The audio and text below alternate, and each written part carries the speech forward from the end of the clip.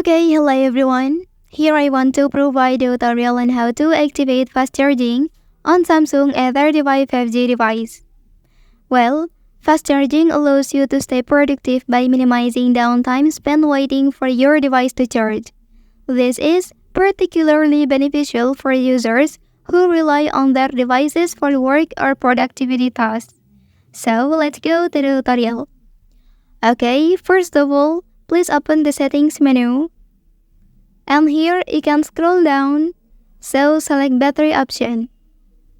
Okay, so scroll down again, then select charging settings.